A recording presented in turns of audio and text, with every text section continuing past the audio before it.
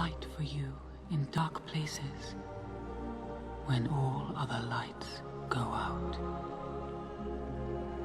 Hey guys, it's DCHL, Devin here, and welcome back to another Light in the Dark video.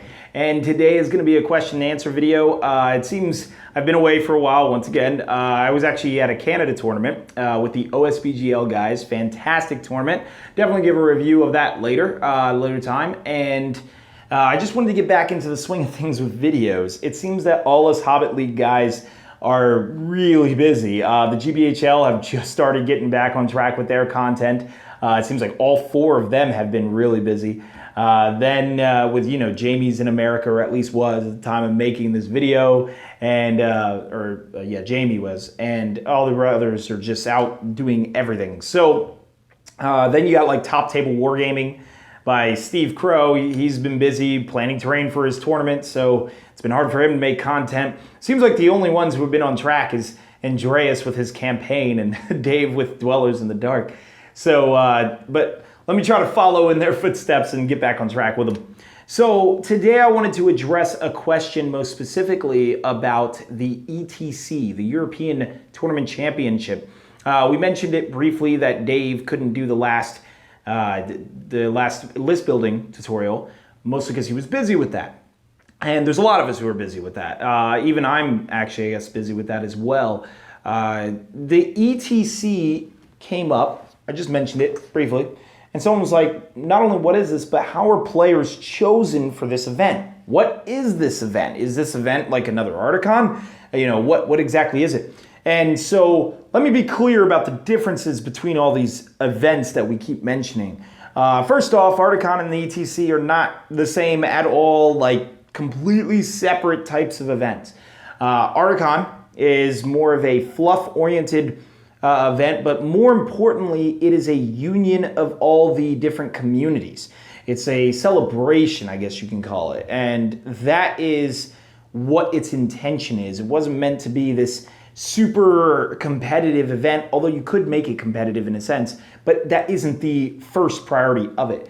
The ETC is a very, very competitive oriented game. It's basically the top four of every single nation going to represent their country and compete for their country. This is also even different from Nova, which Nova, once again, Nova is a little more competitive than Articon is trying to be necessarily, but still Nova tries to be a more fluff-oriented, fun-oriented thing. The ETC is pure competition, all right? It is the best of the best in this game.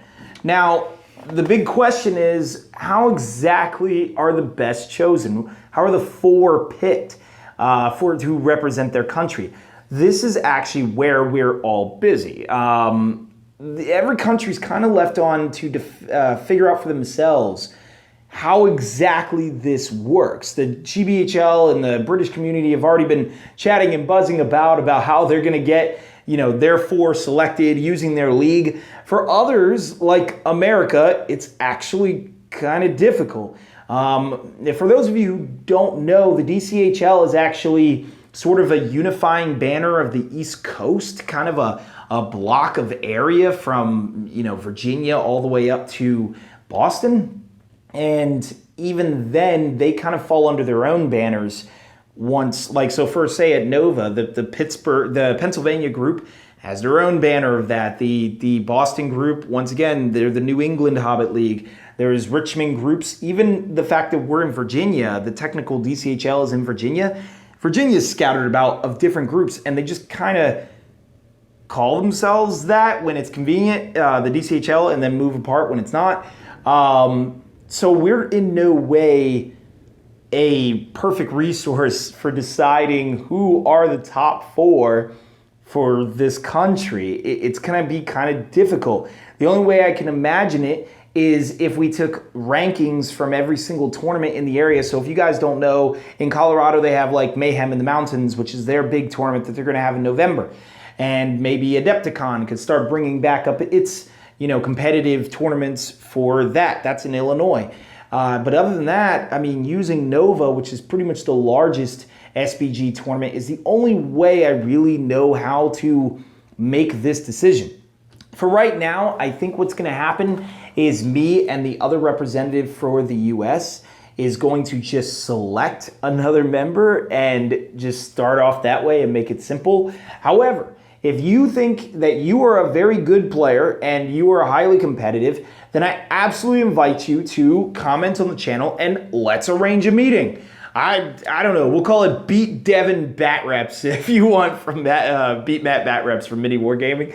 But, Beat Devin Bat Reps. Come and just play a game against me. I don't know how else to really do it. The worst part is I'm more of a fluff-oriented player, and I in no way profess that I'm the most competitive player or anything like that.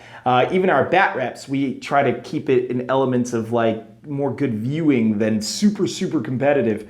So maybe you travel up to this area and fight our best. The only thing is I'm willing to fly anywhere. I'm willing to, so if you think you're a really good player, I can fly to you. The problem is some of our actual like best DCHL players, they won't have the ability to just go to you. And so that would be the only way I would really know to do it is, declare, hey, I can beat Devin. I'm in America. You got to be in America. And I would like to try out for this whole ETC thing. Keep in mind, of course, that you also have to figure out a flight to the ETC. It's planned for about spring of next year. And that is the event that I know of it so far. Otherwise, it's 30 different countries all being represented. We're all going to a venue in Europe. I don't know what the venue is yet. It is highly rumored that it will be Germany. That is the kind of the launching point for it, which makes sense. Germany is a really stable area in that in Europe. So yeah, I think Germany is a fantastic, solid pick. And that's how it's going to be. After that, I really don't have too much more information for you guys. It's sort of an event that's still shrouded in mystery, and I can't wait for it. I actually am really looking forward to it. I think I'm going to be on the team. If not on the team, I'm going to fly there regardless and help represent just America and maybe help out and stuff like that. And I'm sure the West Coast, where the other representative is at, has his own way of selecting their best guy who's going to be, with him. So other than that, that's what I got for you guys. That is the information on the ETC. It's going to be really, really exciting. And let me know if you guys have any more questions regarding that.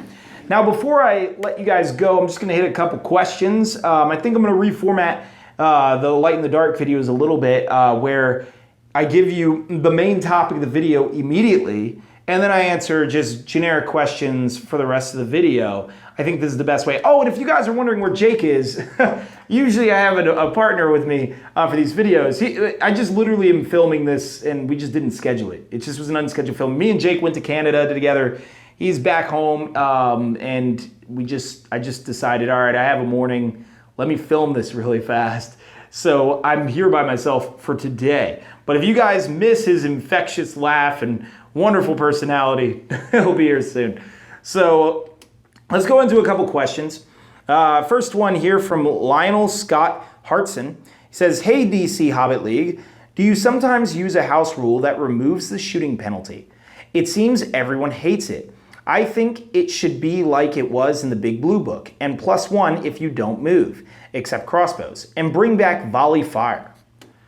All right, so no, we don't use a house rule, first off, and the reason why really is just to keep in line with everybody else. However, if we were to use a house rule, it would be for throwing weapons. We think it is silly that throwing weapons suffer a movement penalty. I mean, when you're that far away, it's like, really, you're gonna hit your target. And it really nerfed throwing weapons when that happened. They're just not worth the 2 points that you often have to pay for them. Now, as for everything else, we like it that way. The game used to be absurdly slow back in the day. Here's how every game started for the first hour. You would start off and you'd volley each other. And that's it. And you just volley until you figure out who has archer superiority. And then the one who realizes, oh crap, I'm losing this volley war, they would move forward. And then the opponent would just move back and move back and move back. You would literally spend the first hour of your game chasing the opponent or just shooting at each other. It was really silly. I mean, the game was still good. No one was mad at the game. But however, Wood Elves, if you guys don't know about this, Wood Elves used to dominate the tournament scene because of this. And I mean, when you equip Wood Elves with 33% bows, just max out Wood Elves and give them 33% bows and throwing weapons. Now, Granted, this was back in the day when the shooting penalty wasn't coupled with the warband rules, so you could just take Legolas and like 60 wood elves. But even after that, you're still talking about, I mean, the archers just really changed the dynamic of the game. And so something had to be done about it. So I actually agree that volley fire should have been taken out, and I'm glad that it was. I think that there's otherwise no more, shooting is fine the way it is, except the throwing weapon penalty. But other than that, I actually really like it the way it is. So let's go into the next one. Now this one's by Jeremy Smith.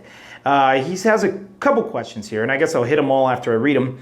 He says, good vid for players just getting into SPG. A few questions for next time. Does Legolas auto hit ignore Elven Cloaks since it ignores terrain? Will Chaos and Arda be using the same deck as last year? Same objectives? Question mark. Can the Goblin King be compelled through his own troops? Relentless Advance. Will we have a Lemon Awards again for non-winners? Idea for Nova Award. I Am No Man. Best female or underage player, i.e. Hobbit. And then I guess he actually asked a lot of other questions about arranging a cooler to sell beverages, and this is at Nova. Will you be setting up in the same location as last year? And will the boards be 4x4, 50% coverage? Will they remain the same all week long? From Middle-earth's Deadliest Heroes to the GT. And that was a few more questions than he thought, but he just wanted to get all these questions down. So signing off, First Ager Smith, and then salute as always. So let me, I guess, run down his questions really fast. Number one, does Legolas ignore the auto hit? Does his auto hit ignore Elven Cloaks? No. Elven Cloaks say that you don't have line of sight to the model. So if you're outside of 6 inches and you're 1% obscured, the model can no longer draw a line of sight to you. This ignores Legolas because Legolas has to draw a line of sight in order to auto hit his target. It can't fire through walls. And that's essentially what you're doing with an Elven Cloak. Next, will Chaos and Arda be using the same deck as last year? No. Chaos and Arda will be using the deck we're bringing to Articon, which is a much, much more modified deck. This is heavily play tested throughout the community, especially the OSBGL tournaments who are loving it. So they've helped me out tremendously with increasing the value of these cards. There's a lot more silly cards. Some of the cards have been taken away because they didn't really add to it, or everyone just discarded them. They didn't like them and whatever. So, but yeah, it's completely different cards. If you want the most recent example of the cards, I would recommend going on DC Hobbit League now, and that has the most updated cards that you're going to see. Next, can the Goblin King be compelled through his own troops? I don't think so. I wish I had read the rule for it before filming for this. I should have planned that ahead. But the Goblin King, I don't think he can be compelled. Here's how he can. If it says he may just, and it just simply says, the Goblin King may move through his own troops and they suffer a strength 3 hit when he does so. If that's basically how it words it, then the answer is yes. Because the opponent can compel him, and the only restrictions of compel is that it can't damage himself. I would imagine the answer is yes. And the reason I also say yes is because you can compel a Mummock to trample over its own troops. So, in that sense, there's a good argument to be made that you can compel the Goblin King around to just go crazy. If it says no, it's basically if it says like you may perform a special move action or something like that, in which case compel only moves them normally. So most likely, actually, you know what, I take it back. Most likely the answer is probably yes, he can. But however, that's how you would know if he could or not. Next, will we be having Lemon Awards again for non-winners? Guys, if you don't know, the Lemon Awards are a thing that Nova does. Basically, every time you lose a round, your name gets entered into a raffle, and you get prizes for that. And so basically almost everybody walks out of there with a prize. It's really, really rare for someone to walk out of Nova with nothing. And lemon prizes are actually what makes the tournament kind of awesome. If you lose all your rounds, oh, and by the way, this is for every event that you pay for, all right? So if you're playing in the event for free, then you don't get this. But if you're playing if you paid for the event, then every single event you paid for, every time you lose any round, even if it's Chaos and Arda or anything silly, you still get your name entered into this raffle. So you have like dozens of chances to get these things. But yeah, they'll still be doing that. Next, idea for Nova Award. I am no man, best female or underage player. I don't think I'm going to do this, and the reason why is because I don't want to separate people by sex or age. Then it kind of opens the can of worms into race and a bunch of other categories where I don't really want to, like, best, I don't know. It kind of could get a little weird. Also, as far as female players, let's put it this way. The odds of getting a female player, now I know we had one last year, and that was actually Jeremy Smith's wife, who I assume she's coming again, my assumption maybe, and that's maybe what prompted this, but I can probably guess that she'll be the only female player. We might be lucky and get another one. 40K has a tournament of like 200 people, and they have 3-4 tournament females. It's very rare. And then last year we had like one kid, under 18. Yeah, it was like one child. So it's extremely rare, these players, and they would just auto win the prize. And I don't think I'm going to go that route. I could always encourage more females to play the game, but I'm not going to award you for being a female. Next, can you arrange for someone to bring a cooler? Yeah, that definitely can happen. Will we be setting up in the same location as last year? Yes. And will the boards be 4x4 with 50% greater coverage? And yes, once again, the boards will remain there all weekend long. The only reason that we would ever move anything is if we notice something has been stolen, which never has happened. It's never happened. I'm not anticipating that'll happen, but that's like the only reason they would move. But other than that, yeah, the boards stay there all weekend long, and we do that so that way you can play on them. Because remember, guys, we have 35 unique locations to Middle Earth, and so we're like, yeah, enjoy the site. So, guys, that is actually almost. I guess I'll go for one more question because usually I like to keep my videos short. So, with the last question, Gene Q, I think, asks if anyone could clear something up for me about the new monster rules for Hobbit SBG. How can you tell if a character can use monster special attacks? Trolls, etc., have monster behind the name in their profile, but a dragon in the Cause of Doom sourcebook, for instance, doesn't. Yet I would assume they could use the special attacks. Also, can Sauron use them? He's classified as a spirit, but he does have strength 8. And how he throws men around in the movies makes it look like he would be able to hurl. Thanks in advance. This is a fantastic question because I didn't think the dragon didn't say monster. Now I'm wondering. I actually happen to have a Mordor source book. Now he mentions it's in the Moria one, but I imagine they're the same profile. Well, the dragon in Mordor says he's a monster. In fact, the Cave Drake says he's a monster. Mordor Troll Chieftain says monster. All right, so just so you're aware, the answer to this question is they have to say monster in their profile. Shelob says he's a monster. All of them. So, yeah, they have to say monster in their profile. If the Moria one doesn't say monster, then this is most likely a typo, and pretty surprising typo. But yeah, the dragon can hurl. If it says monster next to the text, that's how you know. So Sauron cannot hurl. Now, if you're wondering, well, that sucks because you know that he could do that thing where he hurled men back. That's actually represented or attempted to be represented in his Unstoppable attack, which is a special action where he can cause a strike to all models in base contact, including spiritual forts. That's where that comes from. The hurl he's doing, I guess, is the back away when they lose the fight.